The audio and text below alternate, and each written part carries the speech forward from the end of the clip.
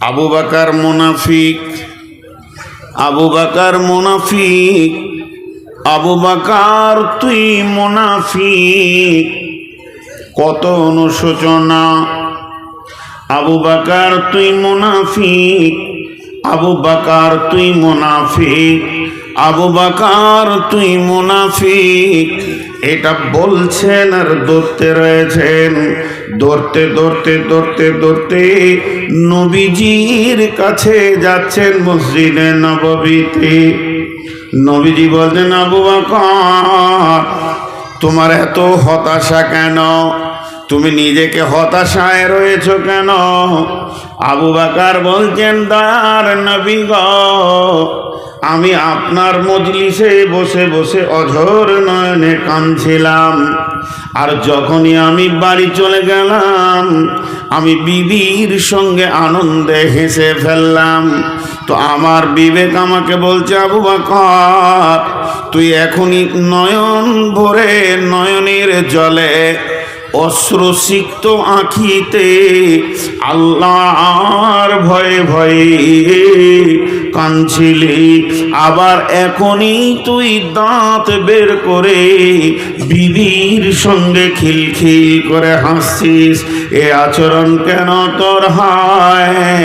তাই আবু বকর বলছেন, নবী গো, আমি নিজেকে সন্দেহ করছি আমি মুনাফিক।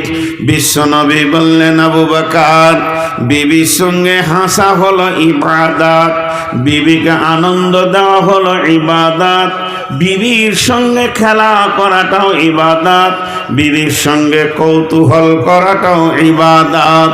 অতএব আবু বকর তুমি মুনাফিক নও। আমার মজলিস আর বাড়ি দুটাই যদি বারবার এক হয়ে যায়, তাহলে কোনো মানুষ আর সংসার করতে পারবে না। আবু বকর তুমি মুনাফিক নও। কত অনুশোচনা। বিশ্বনবী বলছেন, হানিয়াল লেখা উমার, উমার রে এসো সুসংবাদ লাও। উমার বললেন, কি সুসংবাদ? নবীজি বলছেন, উমার আমার উম্মতের ভিতরে, আমার উম্মতের ভিতরে, আমার উম্মতের ভিতরে যে লোকগুলি একদম পাক্কা জাহান্নামী হয়ে গেছে, জাহান্নাম চলে যাবে, এই রকম ৭০,০০০ লোককে আমার রব ক্ষমা করে জান্নাতে দেবেন। হযরত ওমর খুশিতে চোখের পানি বের হয়ে গেল খুশিতে, এবং বলছেন, দয়ার নবী গো, এটা সুসংবাদও বটে আবার দুঃসংবাদও বটে। নবীজি বললেন, সুসংবাদ বুঝলাম কিন্তু দুঃসংবাদ বুঝলাম না উমর। উমর বলছেন, নবীজি গো, আপনার যতগুলি উম্মত পৃথিবীতে আছে তার মধ্যে ৭০,০০০, তার মানে গণনাই যেন কম হয়ে গেছে। আল্লাহকে বলে কি বাড়ানো যাবে না? নবীজি বললেন, উমর সুসংবাদ লাও। আবার সংবাদ এলো, ওই ৭০,০০০-এর প্রত্যেকটির সঙ্গে ১,০০০ করে আল্লাহ আবার বরাদ্দ করেছেন। উমর বললেন, এটাও মনে হচ্ছে নবীজি আর একটা কি বাড়ানো যায় না? বিশ্বনবী বললেন, উমর রে, সে তার সঙ্গে আবার ১০,০০০ করে দেবেন। প্রত্যেকটির সঙ্গে ৩ বার বলা হয়ে গেল। হযরত উমর বলছেন, ইয়া রাসূলুল্লাহ, যদি আর একটু বরাদ্দ করা যায়। আল্লাহর নবী বললেন, উমর শেষ সুসংবাদটা নিয়ে নাও। জান্নাতীরা জান্নাতে, জাহান্নামীরা জাহান্নামে, জান্নাতীরা জান্নাতে, জাহান্নামীরা জাহান্নামে। কিয়ামতের ময়দান গুটিয়ে যাবে, আরশ গুটিয়ে যাবে, সিংহাসন গুটিয়ে যাবে। জাহান্নামীরা জাহান্নামে কষ্ট পাবে। এই অবস্থায় আমার রব তার দুইখানা হাতকে জাহান্নামের ভিতরে ভরবেন, আর এই রকম করে মুষ্টি করবেন। এই রকম নয়, এই রকম নয়, এই রকম নয়, এই রকম নয়, এইভাবে ধরবেন আর 3 মুষ্টি বের করে তাদেরকে গোসল করিয়ে আপনার আবে হায়াতে তাদেরকে গোসল করিয়ে আমার রব 3 মুষ্টি জান্নাতে দেবেন।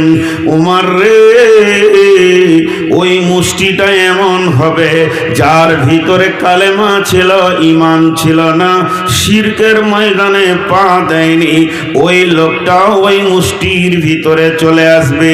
এবার উমরের ভাষাটা শুনেন।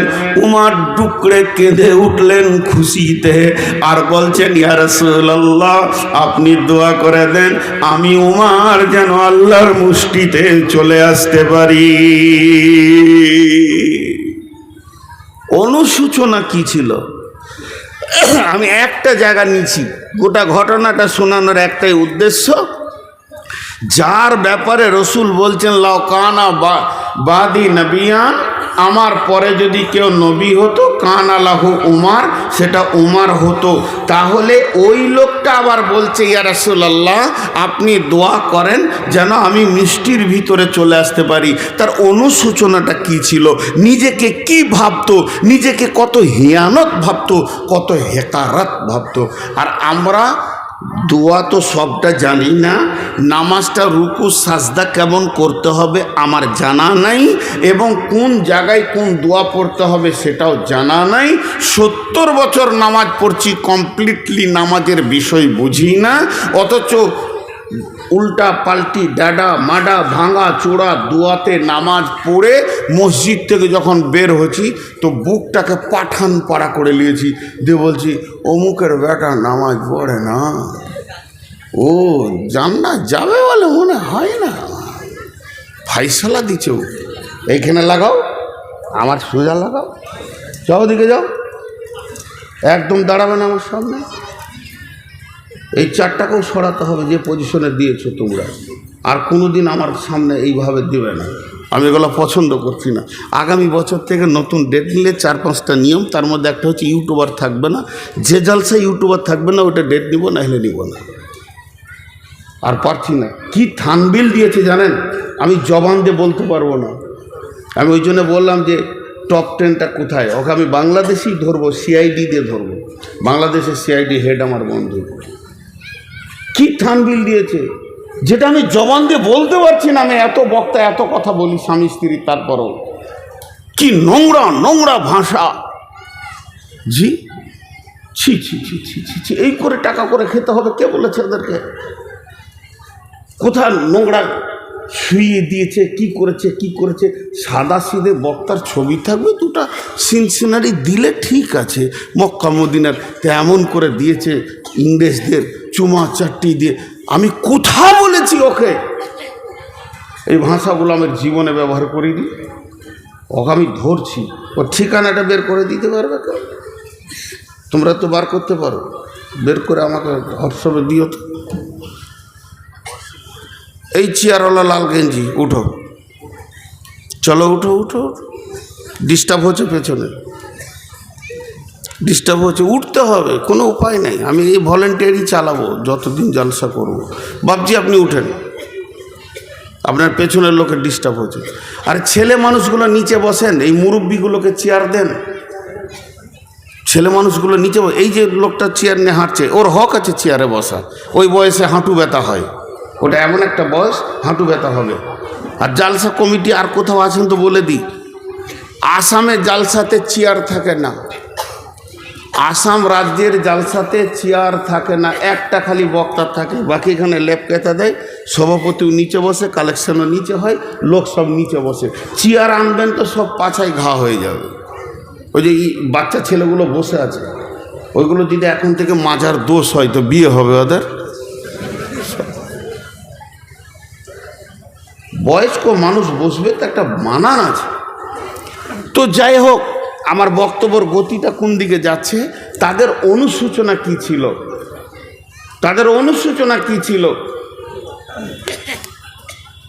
সোনাকে গয়না করে, সোনাকে পিটিয়ে গয়না করে, গয়না করার পর তাকে ছিলে, চাকু দিয়ে নয়, পাথর আছে, অ্যাসিড আছে, আরও কিছু পানি আছে, তা দিয়ে ছিলবে, ছিলতে ছিলতে তার ওপরটা তেল হয়ে যাবে, ত্রুটি মুক্ত হবে, তারপরে তাকে পালিশ মারবে, তারপরে আপনার হাতে দেবে যে এটা আপনার গয়না, তারপরে সেটা নাকে কানে নেওয়া যাবে। তো ছিলে, তো জিন্দেগিকে, নিজের জিন্দেগিকে যদি সুন্দর বানাতে হয় নিজেকে ছিলতে হবে, এমনি করে ছিলতে হবে। জি, দুটো হ্যালোজিন বন্ধ করেছি, কি করিনি আমি, অন্যদিকে দিয়েছি। আর হ্যাঁ না বলে না এতগুলো লোক, পেছন থেকে একটা হ্যালোজিন লাগিয়েছে আমার কুটকুটি বাড়ার লেগে, ওই যে মোবাইলের। কত জ্বালা, আমার বক্তা না লিয়াই ভালো। তো ছিলতে হবে। এবার আসেন, সাহাবীদের একটা জিন্দেগিতে মহাসাবা ছিল বলি, মহাসাবা।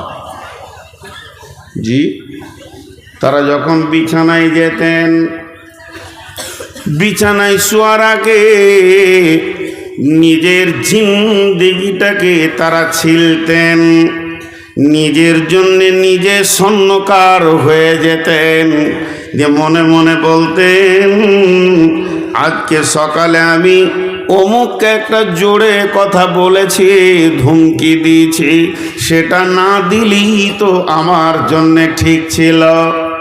2 ঘন্টা পর আর একজনকে একটা খারাপ কথা বললাম, এটা যদি না বলতাম তো আমার জন্যে ঠিক হতো।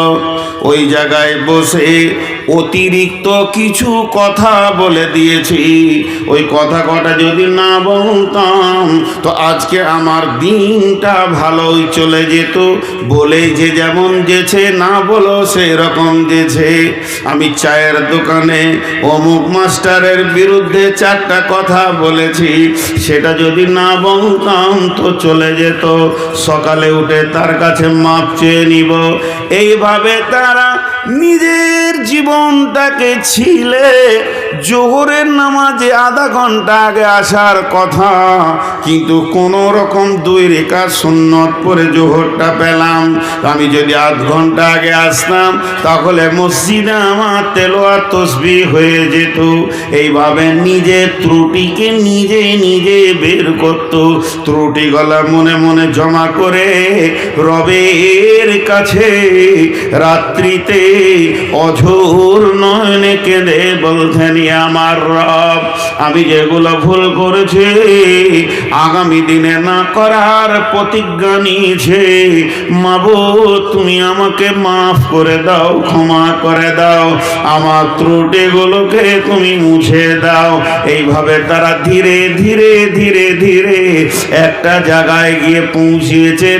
জিন্দেগিটা তাদের কত দামি হয়ে গেছেন, পৃথিবীর বুকে বসে রয়েছে, অথচ জান্নাতের খবর তারা পেয়ে যাচ্ছেন।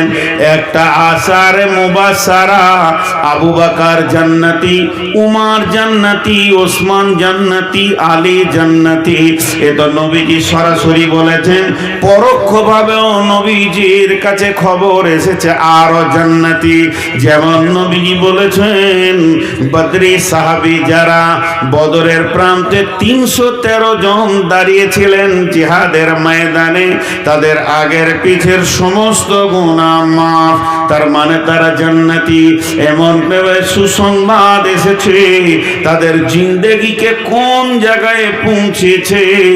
আম্মা জান আয়েশাকে আল্লাহর নবী বলছেন, আয়েশা রে, তুমি আমার পৃথিবীতে যেমন স্ত্রী, ওই রকম তুমি আমার জান্নাতে স্ত্রী হবে। যেদিন আমি জানতে পারলাম, সেদিন থেকে মনে হয় যেন আমার মত হয়ে যাক এবং আমি জান্নাতে চলে যাই, তোমাকে আবার আমি জান্নাতে পেয়ে যাব। আয়েশা বুঝতে পারলেন আমি জান্নাতি। এইভাবে আল্লাহ তাবারাক ওয়া তাআলা পরোক্ষভাবে বহু জান্নাতি ঘোষণা করেছেন, কারণ তারা নিজের জিন্দেগিকে ছিলে ছিলে সোজা করেছি।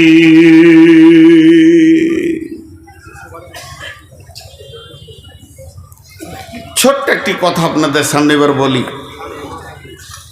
বাবরি মসজিদ, কালকে থানবিল বানাবে যে বাবরি মসজিদের কথা বলে ছিলে দিয়েছে একদম। একটা ইউটিউবারকে যদি দেখতে পাই তো কেস করে দম ছাড়িয়ে দেবে। বাবরি মসজিদ চলে গেল।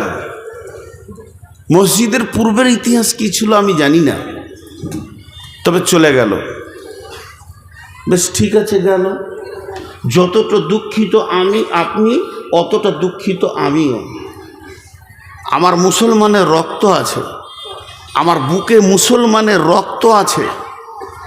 যতটা কষ্ট আপনার হচ্ছে অতটা কষ্ট আমার হচ্ছে। তো একবার নিজেদের ভুলটা দেখি তো, কেন গেল, কেন গেল, কেন গেল?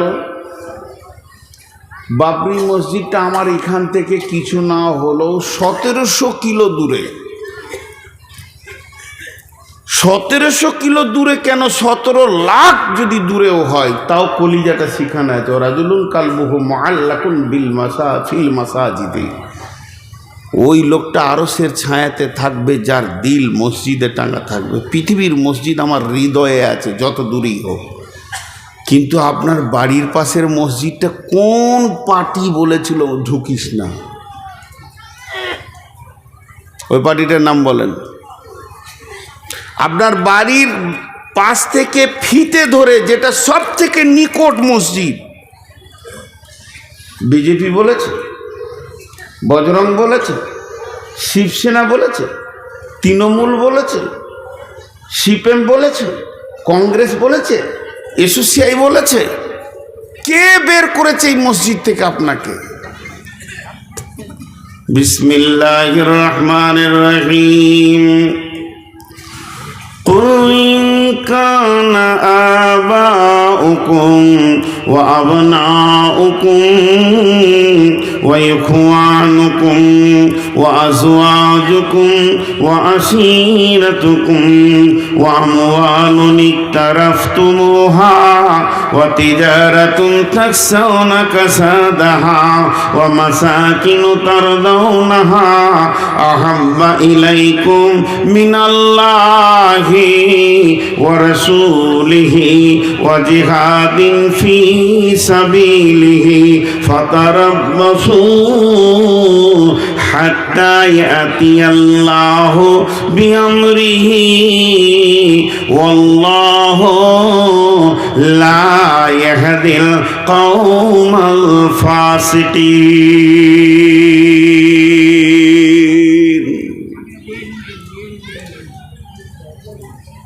বলেন, আমি এবার গভীর তথ্য দিকে যাচ্ছি যে মুসলমান তোমাদের কাছ থেকে এগুলো যাচ্ছে কেন। আল্লাহ বলে দিয়েছেন, কোরআন প্রতিদিন আপডেট হয়। কোরআনেই লেখা আছে ফিহা কুতুবুন কাইয়্যিমা। এটা প্রতিষ্ঠিত কিতাব যা কিয়ামতের পশ্চিম দিকে সূর্য ওঠা পর্যন্ত একই পাওয়ারে দাঁড়িয়ে থাকবে, যে পাওয়ারটা রাসূলুল্লাহ সাল্লাল্লাহু আলাইহি ওয়াসাল্লামের জামানায় ছিল।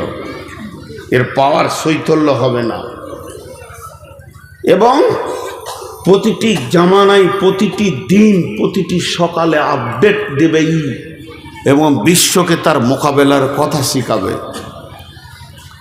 এখন বলেন, আল্লাহ তাবারাক ওয়া তাআলা বলছেন, হে আমার গোলাম, কখন তোমাদের উপরে বিপর্যয় আসবে, কখন তোমরা হেয় প্রতিপন্ন হবে। রাসূলুল্লাহ সাল্লাল্লাহু আলাইহি ওয়াসাল্লাম বলছেন, এই উম্মতের বিপর্যয় হচ্ছে পৃথিবীর বাদশাকে, প্রশাসনকে, প্রধানমন্ত্রীকে তাদের বিরুদ্ধে বানিয়ে দেওয়া হবে। তাদেরকে দেখতে পারবে না, তাদেরকে মেনে নিতে পারবে না, এমন মিজাজের বানানো হবে। কখন বানানো হবে? আল্লাহ তাবারাক ওয়া তাআলার রাসূল বলছেন, ওয়া ইয়াকা ওয়াল মাসিয়া ফা ইন্না বিল মাসিয়াতি হাল্লুন সাখাতুল্লাহ ওয়া ইয়াকা ওয়াল মাসিয়া ফা ইন্না বিল মাসিয়াতি হাল্লুন সাখাতুল্লাহে। যে এলাকায়, যে বস্তিতে, যে গ্রামে, যে টলাতে, যে পাড়াতে, যে জেলাতে, থানাতে, দেশে আল্লাহর নাফরমানি প্রকাশ্যভাবে চলবে, সদর রাস্তাতে, রাজপথে জুয়ো চলবে, তাস চলবে, লুডু চলবে, দাবা চলবে, বেশ্যা নাচবে, লুচ্চা নাচবে, রান্ডিগিরি চলবে, মদ চলবে, সুদে অহরহ লেগে যাবে। আমার উম্মত এইগুলো নিয়ে মাতোয়ারা হয়ে যাবে। তখনই আল্লাহর মদদ তাদের কাছ থেকে চলে যাবে।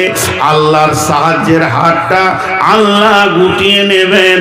আর আল্লাহ নিজেই বলেছেন, হাত্তা ইয়াতি আল্লাহু বিআমরিহি, অতক্ষণ পর্যন্ত, যতক্ষণ পর্যন্ত আল্লাহর হুকুম না এসেছে। ওয়াল্লাহু লা ইয়াহদিল কওমাল ফাসিকিন, আল্লাহ এই ফাসিক বেঈমানদেরকে হেদায়েতের রাস্তা দেন না।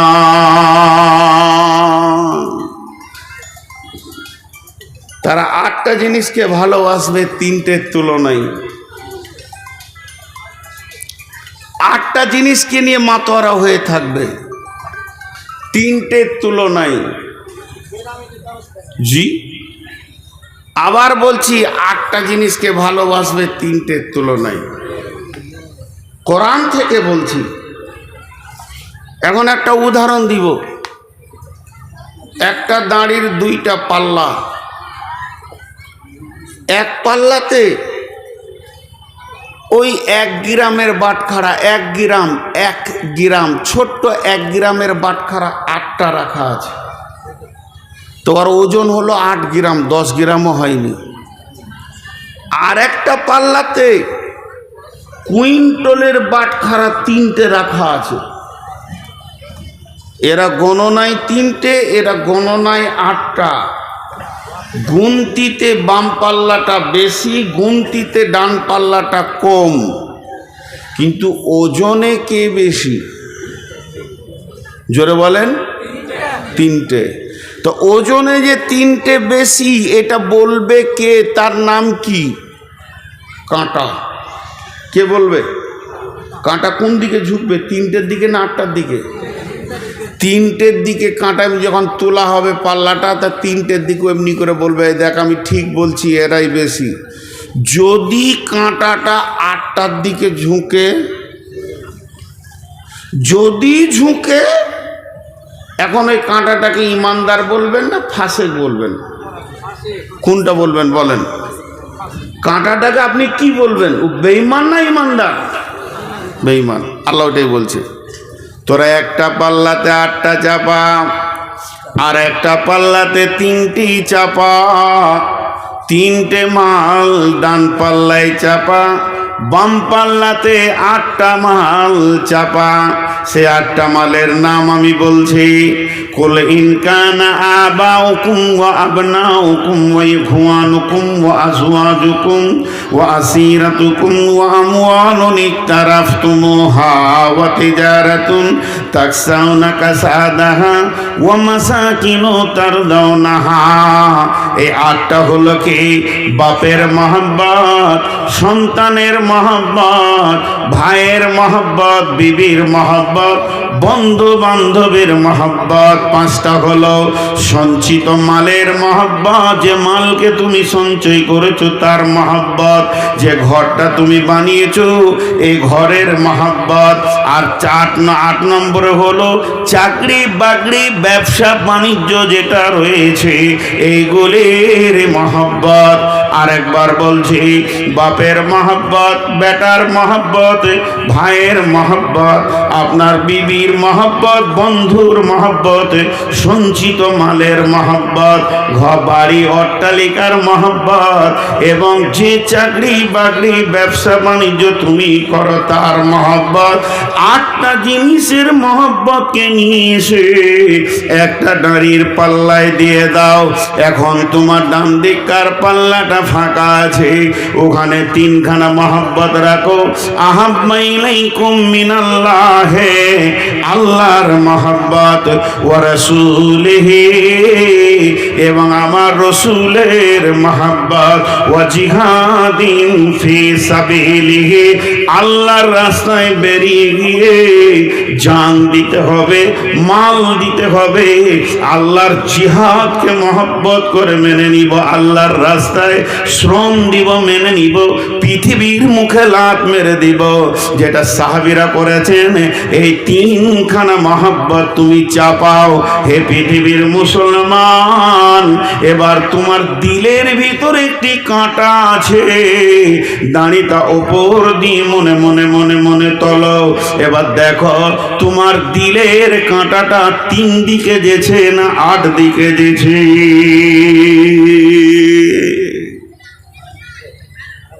বিচার নিজের নিজের করেন। দিলের কাঁটাটা 8 দিকে যেছে না 3 দিকে যেছে?